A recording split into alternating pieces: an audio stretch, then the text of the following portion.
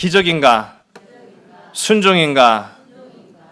우리 옆에 계신 분들한테 한번 물어볼까요? 기적입니까? 순종입니까? 택한다면 뭘 택하시겠어요? 기적이 쉽습니까? 순종이 쉽습니까? 또 헷갈리시죠? 우리 날마다 기적을 살아내는 복된 저와 여러분 되기를 주의 간절히 소원합니다. 자, 그럼 다시 한번 제가 질문을 바꿔볼까요? 기적이 힘듭니까? 순종이 힘듭니까? 순종이 힘들어요. 그렇군요. 제가 결론적으로만 먼저 말씀드리면은 기적이 쉽다라는 말은 허무맹랑한 말 같지만은요, 오늘도 우리는 기적을 살아내는 사람들인 줄로 믿으시기 바랍니다. 생명이 있다라는 것, 그것 자체만으로 기적인 줄로 믿으시기 바랍니다. 오늘 우리에게 하나님께서 가정이라는 아름다운 사랑의 울타리를 주신 것, 기적인 줄로 믿으시기 바랍니다. 우리가 하나님의 나라의 백성이요 예수님의 제자로 부름받아서 오늘 예배자로 이 자리에 나와 있는 것, 그것 자체가 기적인 줄로 믿으신 여러분 되시기 바랍니다. 아니, 이게 그것 정도밖에 기적이 아니라고요? 아니요, 그것보다 큰 기적은 없어요. 가만히 생각해 놓고 보면은요, 우리는 순종에 관해서는 너무 어렵게 생각할 때가 많아요. 너무 힘들어할 때가 많아요. 그래서 그 순종을 끝까지 해보지도 않고 포기해버릴 때가 있어요. 오늘 어떻게 보면은 참 힘들고 어려운 이 시기에 비록 힘들고 그것은 쉬운 길이 아니지만 순종의 길을 걸어갈 수 있는 복된 우리 모든 믿음의 지체들, 저와 여러분들이 다 되기를 주의 이름 간절히 소원합니다. 순종이 좋은 것은 알겠어요. 여러분, 그렇죠? 우리 순종이 나쁜 것이 아니죠. 또 순종에는 반드시 복이 따른다고 성경은 수도 없이 많이 우리에게 강조하고 있습니다. 복 받는다는데 왜 순종 안 하겠어요? 그런데 순종 못하는 것이 사실은 맞습니다. 순종인 것을 알겠지만 그것이 잘 안 되기 때문이에요. 여러분, 순종의 반대말이 뭘까요? 기적만을 바라는 삶이요, 순종의 반대말입니다. 불순종도 맞아요. 그런데 기적만을 바라며 기적만을 구하며 기적에만 매달리는 삶이 될 수도 있다라는 거예요. 순종도 못하고 또 그렇다고 해서 불순종하기는 싫고 하는 그런 이러지도 저러지도 못하는 우리의 모습들을 때로는 발견하거든요. 지금 사도 바울의 3차 전도 여행을 우리가 동행하고 있는 거리예요. 바울의 이 3차 전도 여행의 첫 목적지는 에베소였습니다. 에베소였어요. 그런데 이 에베소에서도 많은 사람들이 순종과 불순종 때문에, 또 순종이 맞냐 기적이 맞냐라고 하는 그런 모습들 때문에 헷갈리고 혼동하는 그런 모습들을 우리가 오늘 말씀을 통해서 보았습니다. 여기서도요, 이 에베소에 처음에 우리 지난주 말씀을 통해서 살펴본 것처럼 믿음은 있는데 열정은 있는데 그들은 성령을 알지 못해서 그의 삶이 삐그덕거렸어요.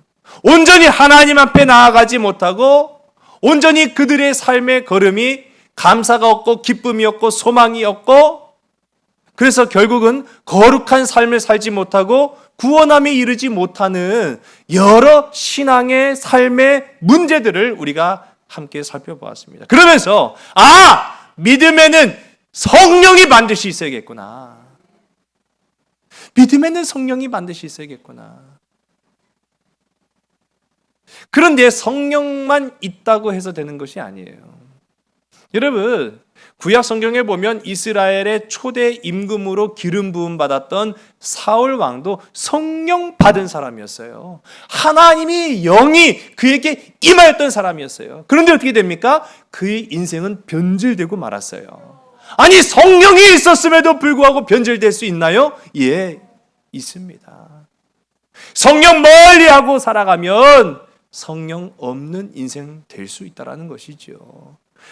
우리가 성령을 받고 또 무엇으로 이 혼란하고 혼탁하고 변질되기 쉬운 세상을 살아갈 수 있느냐? 기적이냐? 순종이냐? 라고 했을 때 많은 믿음의 가르침을 주었던 스승들은 그것은 순종이다라고 말하고 있습니다. 우리 8절의 말씀을 우리 함께 읽습니다. 시작. 바울이 회당에 들어가 석 달 동안 담대히 하나님 나라에 관하여 강론하며 권면하되. 아멘. 3개월 동안 사도 바울이 이제 머무른 거예요. 이제 3차 전도 여행은 아주 심화 과정이에요. 1차 전도 여행, 2차 전도 여행은 많은 개척지, 신앙의 불모지를 돌아다니면서 교회를 세우고 복음을 전파했다고 한다면 이제 3차 전도 여행에 이르러서는 이미 지나왔던, 그래서 복음이 전파되었던 곳에 가서 심화 과정을 지금 갖추고 있는 거예요. 우리도 마찬가지입니다. 믿음의 심화 과정을 날마다 거쳐야 되는 거예요. 안다고 해서 되는 것이 아니라고 제가 지난주 말씀드렸잖아요. 안다고 해서 되는 것이 아니라 그렇게 살아야 되는 거예요. 성령을 들었다고 해서 되는 것이 아니라 성령을 사모한 삶을 살아가야 된다는 사실입니다. 에베소에 3개월간 머뭅니다. 3개월간 머물면서 이 회당을 중심으로 복음을 전하는데 어떻게 전했다고요? 담대하게 전했다라고 말하고 있어요.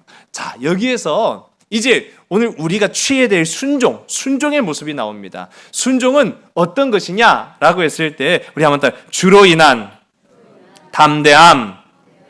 여러분 담대하시기를 주의 이름 간절히 소원합니다. 그런데 무턱대고 담대하라는 게 아니에요. 자기의 의의를 가지고 담대하라는 것이 아니에요. 그것은 객기예요. 용기가 아니에요. 하나님으로 인하여서 말씀에 의지해서 성령의 충만함을 받아서 세상을 향해 나아가는 것, 그것이 바로 주로 인한 담대함이고 그것이 바로 주께 순종합니다라고 성경은 말하는 것입니다. 바울을 보세요. 1차 전도여행, 2차 전도여행에서 우리가 많이 봤잖아요. 얼마나 많이 그를 적대하고 반대하고 핍박하였습니까? 그러나 이 사도 바울 넘어지지 않았어요. 쓰러지지 않았어요. 낙심하지 않았어요. 포기하지 않았어요. 담대히 나아가게 되었는 줄로 믿으시기 바랍니다. 어떻게 순종하며 살아갈까라고 할 때 여러분 주님께 구하세요. 주님, 내게 담대함을 주세요. 주님, 내게 말씀을 주세요.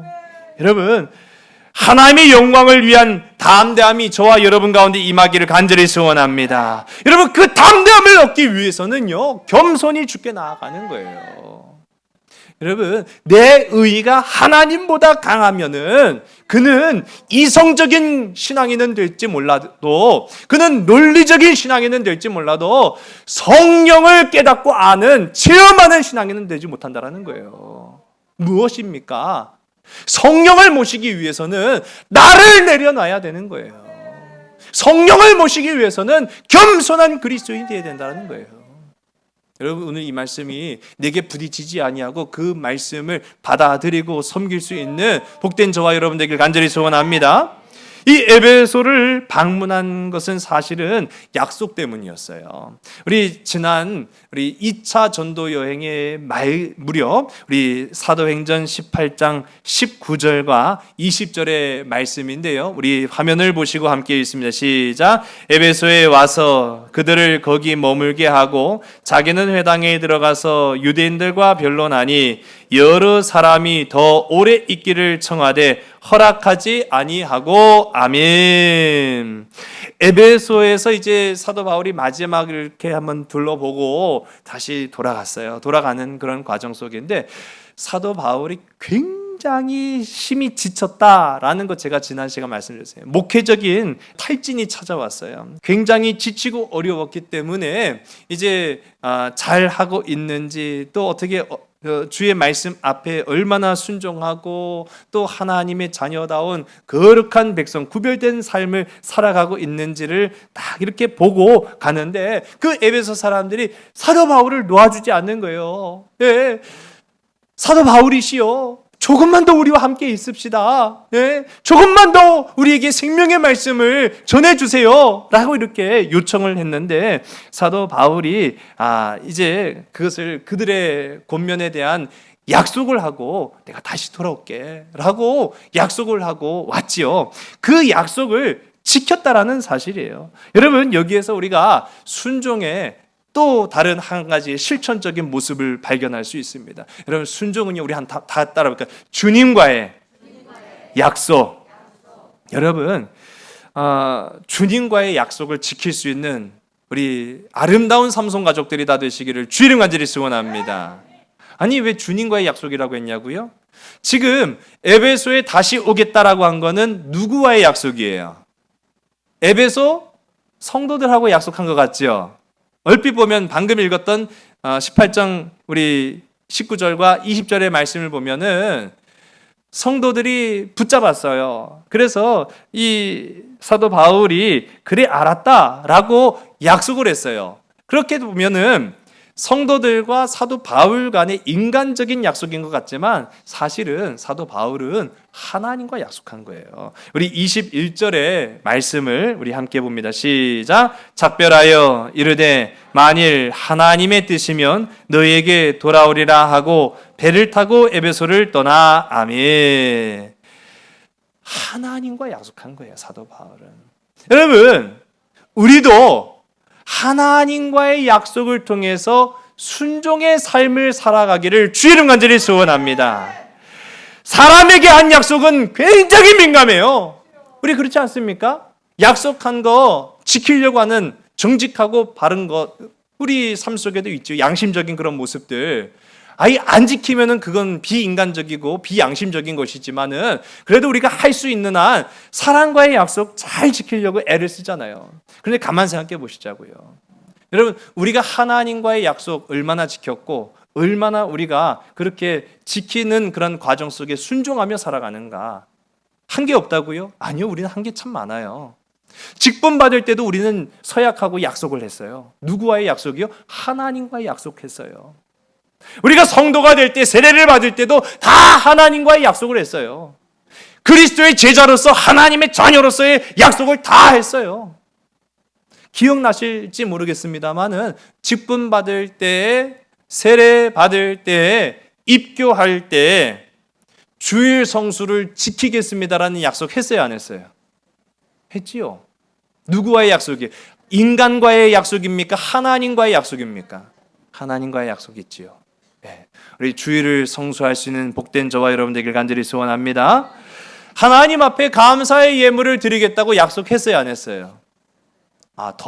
더 아멘 소리가 작아지시는 거 보니까 난 안 했다라고 이제 강하게 부인하시는, 약속했어요, 우리. 목사가 단에 서서 헌금하시오, 11조 헌금하시오, 감사 헌금하시오, 절기 헌금하시오. 굳이 그럴 필요 없어요, 사실은. 여러분, 우리는 누구와의 약속을 지켜야 됩니까? 하나님과의 약속을 지켜야 되는 거예요. 아니, 왜 목사와의 약속을 지키려고 하세요? 목사가 강조한다고 그거에 순종하면은 무슨 영광이 있습니까? 저에게 영광이 있겠습니까? 아니요, 그렇지 않아요. 우리는 하나님과의 약속한 거예요. 봉사하겠다고 약속했습니다. 헌신하겠다고 약속했습니다. 사랑하겠다고 약속했습니다. 누구와의 약속입니까? 다 하나님과의 약속이었어요. 그런데 우리는 봉사하다가 낙심합니다. 헌신하다가 절망합니다. 왜요? 인정해주지 않으니까. 내가 이만큼 헌신하고 내가 이만큼 봉사했는데 인정해주지 않고 박수 쳐주지 않으면은요, 거기에서 좌절하고 원망하고 불신하고 미워합니다. 아니, 누구와의 약속이에요? 하나님과의 약속입니다. 여러분, 사도 바울의 모습을 보세요. 에베소 교인들이 붙잡았어요. 그때 그래 내가 꼭 돌아올게. 그래 내가 꼭 돌아올게. 내가 내 명예를 걸고 돌아올게. 그러지 않았어요. 하나님께서 허락하시면, 하나님의 뜻이라고 한다면 내가 돌아오리라. 그것은 하나님과의 약속한 거예요. 하나님, 이제 3차 전도 여행을 나아갑니다. 그런데 제 머릿속에 가장 먼저 떠오르는 것이 에베소를 떠나면서 하나님의 뜻이라고 제가 서원한 것이 있습니다. 하나님, 그 약속을 지키겠습니다 하고 간 것이 바로 순종의 모습이었다라는 사실이에요. 여러분, 하나님과의 약속으로 순종을 이루는 복된 저와 여러분 되기를 주의 간절히 소원합니다. 이제 그런 약속으로 에베소에 왔고요. 3개월 동안 회당을 중심으로 말씀을 전합니다. 3개월 동안이라고 한다면 앞서도 말씀드렸지 적지 않은 시간을 복음을 전했는데 이 복음을 들었던 사람들의 반응이 이제 9절에 나타나죠. 우리 9절의 말씀 함께 읽습니다. 시작. 어떤 사람들은 마음이 굳어 순종하지 않고 무리 앞에서 이 돌을 비방하거늘 바울이 그들을 떠나 제자들을 따로 세우고 두란노 수원에서 날마다 강론하니라. 아멘. 여러분, 이 구절의 말씀 볼 때 참 어떤 마음이 듭니까? 참 우리의 모습이 보이지 않아요. 순종하려고 하면, 그래서 담대히 주의 복음을 들고 나아가서 하나님과의 약속을 지키려 할 때마다 나타나는 현상이 바로 이거예요. 비방하는 사람들, 마음이 굳어서 순종하지 않는 사람들의 모습을 우리가 마주하게 됩니다. 근데 더 놀라운 것은 뭐냐면요, 여러분, 그러한 비방하는 사람들이 세상 사람들이라고 착각하지 마세요. 우리 자신일 수도 있다는 사실이에요. 성경이 말하는 메시지는 바로 그겁니다. 자, 우리 앞선 8절의 말씀을 보게 되면 사도 바울이 선포한 것은요, 하나님의 나라였어요. 하나님의 나라. 여러분, 회당에서 말씀을 전했다고 이야기했잖아요. 회당은 유대인들이 즐겨 모이는 곳입니다. 그러면 유대인 치고 하나님의 나라를 알지 못하는 사람은 단 한 사람도 없어요. 왜? 구약은 늘 하나님의 나라를 주장하고 있거든요. 그래서 하나님의 나라를 기다리는 사람들이 유대인들이에요. 그런데 사도 바울이 에베소에서 선포한 하나님의 나라는 달랐다라는 거예요. 왜 달랐을까요? 유대인들의 하나님의 나라는요, 아직 이루어지지 않은 미완성의 나라였어요. 그러나 사도 바울이 선포한 하나님의 나라는 예수 그리스도로 말미암아 이미 이 땅 가운데 임한 완성된 하나님의 나라였다는 사실이에요. 여기서 누구로 말미암은 것이 참 중요한 거예요. 예수 그리스도로 말미암은, 예수 그리스도의 보혈의 피로 말미암은 이미 완성된 나라가 예수를 믿는 모든 사람들에게 임하게 될 것이다. 그것이 하나님의, 이 사도 바울이 선포한 하나님의 나라였다는 겁니다. 거기에 이 반발했던 사람들, 불순종했던 사람들, 그런 사람들의 모습이 이제 오늘 우리가 방금 읽은 이 9절의 말씀을 보면 마음이 굳었다, 마음이 굳어 있다라고 말하고 있어요. 여러분, 이 마음이 굳어 있다라는 말의 헬라어는 스클레리노라는 말인데, 스클레리노라는 이 말은 말 그대로 아주 딱딱하게 굳어진 상태를 말하는 거예요. 그래서 이 딱딱하게 굳어진 상태를 말하는 이 스클레리노라는 말은요, 원래는 어디에서 나왔냐? 스켈로스라는 말에서 나왔어요. 마른 뼈를 말하는 거예요. 마른 뼈. 뼈밖에 없는 거예요. 뼈밖에 없는 거예요. 우리는 껍데기가 아니에요. 우린 살덩어리가 아니에요. 우린 사람이에요. 그런데 마음이 딱딱하게 굳어진 사람들은 그렇지 않다는 거예요. 여러분, 만약 우리 중에도 하나님의 마음을 닮아가지 않으려고 한다면 그는 뼈밖에 없는 이 마음이 딱딱하게 굳은 자가 될 수 있다는 사실입니다. 그리고 오늘 이 함께 읽은 말씀, 9절의 말씀을 보면 비방하는 사람들이었다라고 말하고 있어요. 이 비방하였다라는 말은 카콜로게오라는 이 헬라어인데, 이 카콜로게오는 두 단어가 합쳐진 합성어입니다. 하나는 카코스라는 말로 무가치하다, 의미가 없다라는 거예요. 그리고 또 이제 뒤에 붙은 말은 로고스, 이제 많이 들어보셨죠? 로고스라는 말. 이 로고스는 말 그대로 말이에요, 말. 이 카코스, 로고스 두 가지가 합쳐져서 비방하는 말, 이렇게 돼요. 무슨 의미입니까? 의미 없는 말을 했다는 거예요. 가치 없는 말을 했다는 거예요. 때로는 우리가 마음의 격분이 일어나고 감정에 의해서 우리의 신앙이 좌지우지돼서 널뛰게 하는 신앙인, 그래서 성령과는 무관한 그런 인생을 살아가는 사람들은요, 때로는 그런 가치 없는 말을 해요. 쓸데없는 말을 하는 거예요. 남에게 상처 주는 말을 해요. 그 모든 것들이 다 무엇이냐라고 했을 때 불순종하는 자의 대표적인 모습이다라는 거예요. 여러분, 우리 가운데 굳어진 마음이 없기를 주의 이름 간절히 소원합니다. 우리 가운데 비방하는 무가치한 말이 없기를 주의 이름 간절히 소원합니다. 회당을 찾아서 말씀을 듣는 유대인들이라면 여러분 생각해 보세요. 믿음이 있는 자이겠습니까? 믿음이 없는 자이겠습니까? 믿음이 있는 자예요. 말씀을 찾아온 사람들이에요. 말씀을 찾아서. 제가 지난 시간에도 말씀드렸죠. 믿음은 있는데 성령이 없으면 문제가 된다고. 믿음이 있는데 성령이 없는 대표적인 인물들이 바리새인과 사두개인들이라고 말씀드렸잖아요. 대단한 믿음의 소유자들이었어요. 대단한 믿음 때문에 많은 사람들을 상처 입히고 죽이기까지 했다라는 거예요. 여러분, 이러한 태도와 모습에 바울이 어떠한 반응을 보였느냐라고 하면 우리가 방금 읽은 이 구절의 말씀 보면 어떠한 대응도 하지 않아요. 비방하는 말을 듣고요. 또 그들의 굳어진 불순종의 그런 격분한 말을 듣고도 사도 바울은 어떠한 대응을 하지 않고 그냥 발걸음을 돌려서 이 두란노라는 곳으로 옮겨서 그곳에서 2년 동안 복음을 선포하게 됩니다. 우리 10절의 말씀을 함께 읽으면 시작. 2해 동안 이같이 하니 아시아에 사는 자는 유대인이나 헬라인이나 다 주의 말씀을 듣더라. 아멘. 자, 여기에서요, 우리가 어떻게 하면 순종할 수 있는가 세 번째가 나오는데, 여러분, 바로 순종은 내려놓음입니다. 지금 사도 바울 대응을 보셨죠? 사도 바울이 보통 사람이 아닙니다.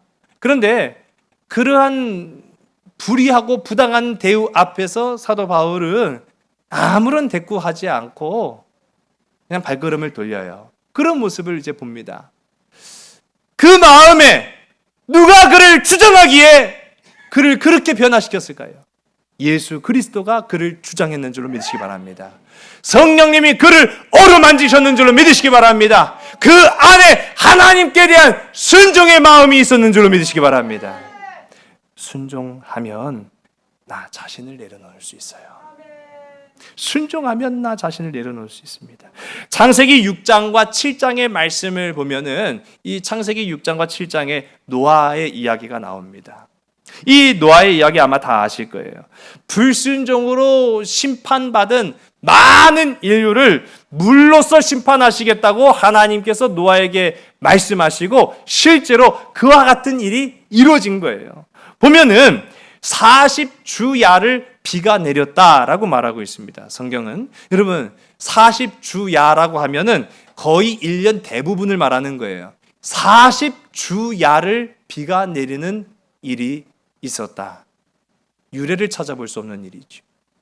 근데 40주야만이 아닙니다. 이렇게 비가 오기 시작하니까 모든 육지마다 홍수가 나기 시작한 거예요. 그래서 마지막 이 40일에는 40일 동안 홍수가 지속되었다라고 말하고 있고요. 그리고 그 홍수가 이제 노아와 그의 식구들과 하나님께서 예비하신 모든 동물들을 태운 그 방주만을 제외하고 150일 동안 그 물이 여전히 있었다라고 하는 것이 이제 창세기 6장과 7장의 말씀의 내용이거든요. 그런데 노아가 따지는 거 보셨어요?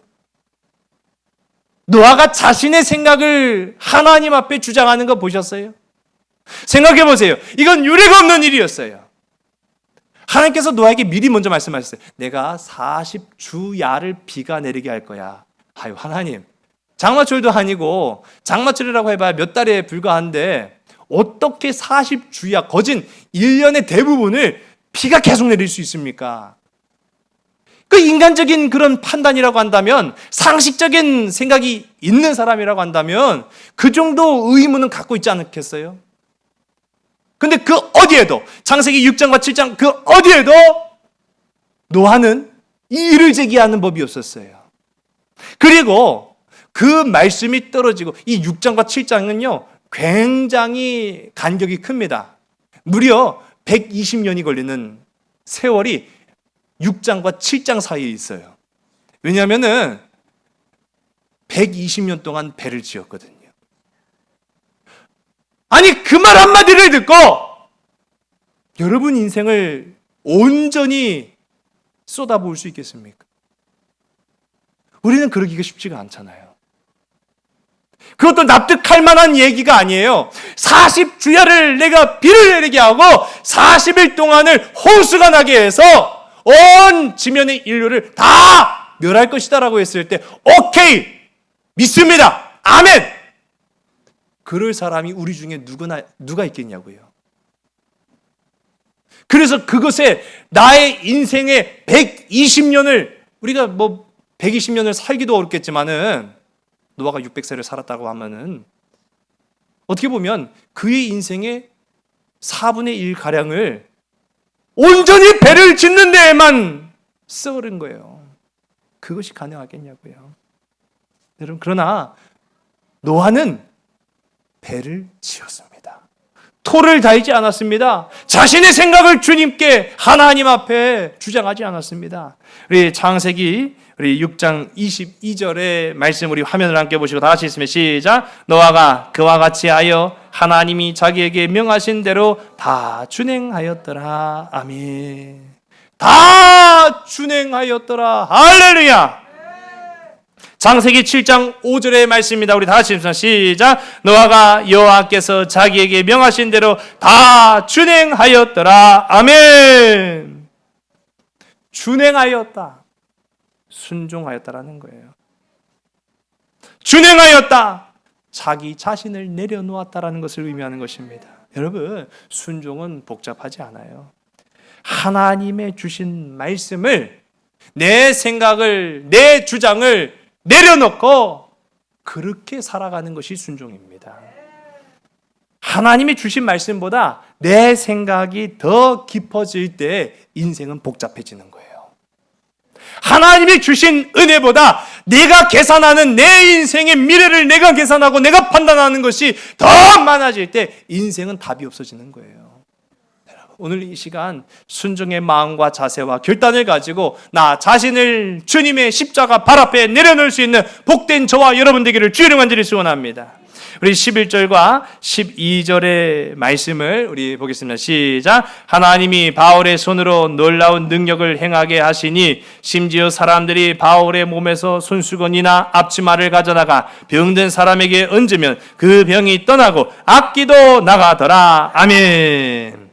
자, 이 말씀을요, 이제 두란노서원에서 2년가량 이제 증거하면서 사도 바울은요, 말씀만 증거한 것이 아니라 많은 이적들도 행하기 시작했는데, 놀라운 사실은요, 진짜 이거는 우리가 믿기 어려운 부분이죠. 사도 바울이 아닌 사도 바울의 몸을 거친 손수건과 그의 앞치마를 가지고도 병을 낫게 하고 악기가 떠나가는 역사가 나타났다는 거예요. 여러분, 바울이 능력이 있는 것입니까? 바울이 능력이 있는 것입니까? 하나님이 능력이 있는 거잖아요. 바울을 쓰시는 하나님이 능력이 있는 거잖아요. 바울을 능력의 도구로 쓰신 하나님이 능력이 있는 것입니다. 그렇다고 한다면 오늘 이 시간 저와 여러분 우리에게도 바울과 같은 역사가 일어나게 되는 줄 믿으시기 바랍니다. 그걸 믿는 마음이 우리 안에 있어야 된다고요. 하나님 나의 병을 고쳐주실 줄로 믿습니다. 안 되면 말고요. 그게 아니에요. 나는 그것을 오늘 바울과 같이 믿겠습니다. 나는 그것을 노아와 같이 믿겠습니다. 여러분, 진실된 믿음이, 그래서 성령의 기름 부으심이, 오늘 순종함이 복된 저와 여러분의 삶 속에 있기를 간절히 소원합니다. 여기서 우리가 주목할 것은요, 손수건이 아니잖아요. 그의 앞치마가 아니잖아요. 바울이 아니잖아요. 바울의 몸을 거쳐간 그 손수건이 아니에요. 여기서도 마찬가지로 바울의 몸을 거쳐간 거예요. 그 말인즉슨 바울을 쓰신 하나님을 주목해야 된다는 거예요. 많은 사람들은 기적에 주목하고 있습니다. 기적을 바라고 있습니다. 뜻하지 않은 놀라운 일들이 우리의 삶에 일어나기를 간절히 소망합니다. 그런데요, 정작 해야 되는 것은요, 순종인데 순종은 하지 않고 기적만 달라고 기적만 구하고 있는 모습, 스게와의 7 아들들이 나옵니다. 근데 이 스게와라는 사람은 어떤 사람이에요? 제사장이었어요. 그러면 이 스게와의 7 아들들 또한 나중에 어떠한 일을 감당해야 돼요? 제사장이 돼야 되는 거예요. 하나님의 말씀을 증거하고 가르쳐야 될 사명을 가진 사람들이 돼야 되는데, 그들 또한 어떠한 모습으로 지금 현상이 나타나고 있어요. 기적을 나타내는 데만 주목한 그런 모습을 보이고 말았다는 거죠. 잘못된 사람입니다. 그래서 사도 바울과 예수님의 이름만 가져다가 딱 했는데 진짜 귀신이 팔짝 뛰는 거예요. 미치고 팔짝 뛰는 걸 본 거예요, 진짜. 우리 15절의 말씀, 우리 15절의 말씀을 우리 함께 읽습니다. 시작. 악기가 대답하여 이르되 내가 예수도 알고 바울도 알거니와 너희는 누구냐 하며 아멘. 너는 누구냐라고 물었어요. 누가요? 귀신이 그렇게 물은 거예요. 귀신이 그렇게 물었다고. 여러분, 오늘 이게 굉장히 중요한 질문입니다. 귀신이 악귀가 물었다고 해서 중요한 질문이 아니고요. 바울은 자신의 힘과 능력이 아닌 자신을 내려놓는 그 순종으로 능력을 받은 거예요. 자신을 내려놓는 그 순종으로 능력을 받은 거예요. 하나님과의 약속을 지키는 그 순종으로 능력을 받은 거예요. 환경과 상황에 굴복하지 않는 말씀의 깊이 뿌리 내리는 담대함으로 능력을 받은 거예요. 근데 지금 스게와의 아들들, 7 아들들은 그런 모습이 나타났어요. 하나님과의 약속 나타났어요. 주로 말미암은 담대함이 나타났어요. 자기 자신을 내려놓는 그런 순종의 모습이 나타났어요. 그렇지 않잖아요. 우리도 그럴 수 있다는 거예요. 능력을 바랍니다. 기적을 구합니다. 그래도 우리도 그렇게 하기를 원합니다. 근데 우리 자신을 보자고요. 주를 힘입은 담대함이 내게 있는가? 주님과의 약속을 내가 온전히 지키려고 하는 그런 순종함이 있는가? 나 자신을 완전히 내려놓고 피 묻은 예수 그리스도의 십자가만을 붙들고 나아가겠다라는 그런 순결한 결단이 있는가? 그렇지 않고는요. 어떤 물음만 돌아오냐고요? 귀신이 도리어 우리한테 묻습니다. 넌 도대체 누구니? 네 정체는 뭐니? 내가 볼 때는 나는 그리스도도 알고 예수님도 안다는 거예요. 귀신이 어떻게 모르겠어요? 난 예수도 알고 바울도 알겠는데 넌 도대체 뭐냐? 라는 물음이 우리에게 돌아온다는 사실이죠.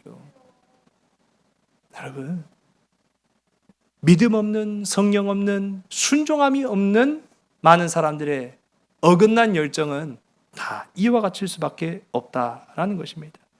예수님과 인격적 관계성이 드러나야 돼요. 예수님과 어떻게 하면 우리가 인격적 관계성이 드러날 수 있느냐라고 했을 때 성경은 순종의 모습을 통해서 드러난다라고 말하고 있어요. 순종의 모습. 여러분, 아브라함을 보세요. 100세에 귀하게 얻은 그 아들 이삭을 바쳐야만 하는 그 눈물 날 수밖에 없는 상황. 아브라함은 어떻게 행동합니까? 순종하였잖아요. 능력은 거기서 나타나는 거예요. 능력은 거기서 나타나요. 기적은 거기서 나타나는 거예요. 그런 모습이 없다면은요, 우리는 하나님과 아무런 상관이 없는 사람들이에요. 아브라함이 그런 모습을 보였기에 그래, 너는 나와 정말 인격적 관계가 있다라고 인정받은 거예요. 여러분, 믿음은요, 하나님과의 인격적 관계가 있다라는 것을 인정받는 것입니다. 여러분, 그런 참된 믿음의 소유자가 되기를 간절히 소원합니다. 순종함이 없는 믿음이 주는 결말은 이 스게와의 7 아들들처럼 될 수밖에 없다는 사실입니다. 마귀의 조롱거리가 된다는 거예요. 말씀을 듣고도 자기 자신을 내려놓지 못합니다. 말씀을 듣고도 세상 속에서 여전히 불안해합니다. 말씀을 듣고도 주의 약속보다는 내게 만족을 주는 약속에 민감합니다. 말씀을 듣고도 그 마음이 굳어서 무가치한 말들을 내뱉는 것이 바로 불순종이라는 거예요. 말씀을 듣고도 깨닫지 못하는 것이 불순종이라는 사실. 반대로 순종의 삶은 말씀으로 위로함을 받게 되는 줄로 믿으시기 바랍니다. 말씀으로 담대함을 얻게 되는 줄로 믿으시기 바랍니다. 하나님과의 약속으로 인격적 관계를 맺는 줄로 믿으시기 바랍니다. 순종의 삶은 말씀의 뿌리를 내려 나는 죽고 예수로 다시 사는 인생을 살게 되는 줄로 믿으시기 바랍니다. 이 사도 바울, 이 바울도요, 순종의 사람이었잖아요. 성령의 사람이었잖아요. 믿음의 사람이었잖아요. 그런데 자기 주변에 많은 믿는 사람들이 고통당하고 또 괴로움을 당하는 그런 모습을 보고 굉장히 낙심했어요. 그것을 드러내고 표현하지는 않았지만은 표현할 수가 없었겠죠.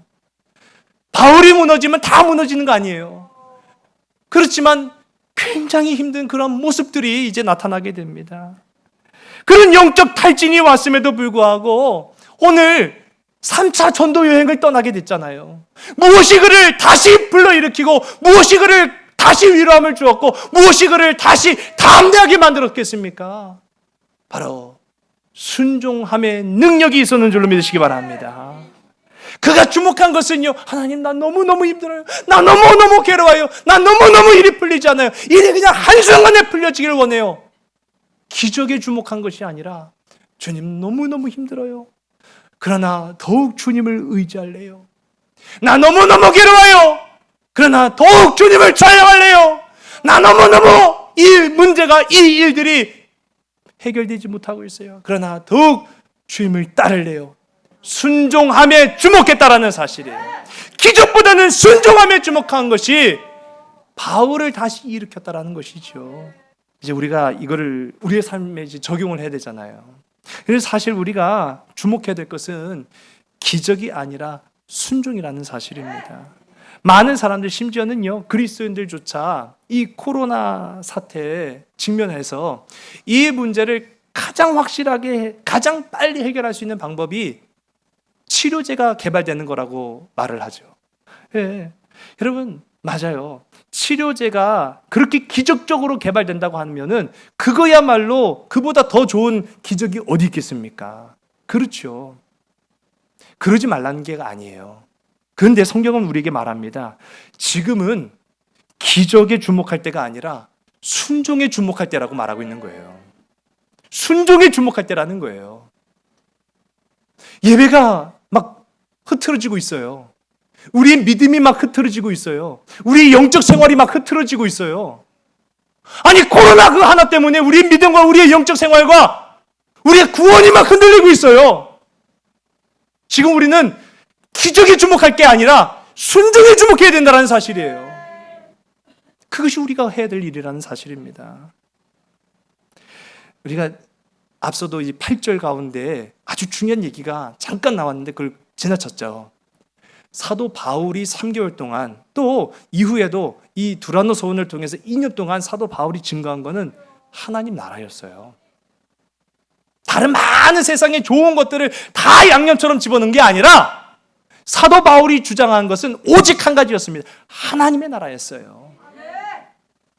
그런데 여러분, 하나님의 나라 그 자체가 기적 아닙니까?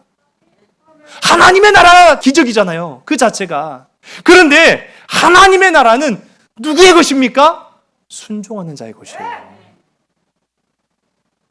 기적만을 바라는 자의 것이 아니라는 거예요. 예수 이름만 빌려와서 쓰는 것이 아니라는 거예요. 하나님의 나라는요, 순종하는 자의 것이라는 거예요. 여러분, 순종의 힘이 오늘 저와 여러분 가운데 있기를 주의 이름 간절히 소원합니다. 순종할 때 역사가 일어나는 줄로 믿으신 여러분 되시기 바랍니다. 우리 마지막 20절의 말씀을 함께 했습니다. 시작. 이와 같이 주의 말씀이 힘이 있어 흥왕하여 세력을 얻느니라. 아멘. 여러분, 순종에 힘이 있는 줄로 믿으시기 바랍니다. 십자가의 순종이 없이는 부활의 기적도 없었다라는 사실을 기억하시기 바랍니다. 그 말인즉슨요, 우리 주님도 순종하셨다는 말이에요. 주님도 순종하셨어요. 주님이 순종하셨기 때문에 오늘도 우리는 주님의 순종을 따라야 됩니다. 우리 다 일어나시겠습니다.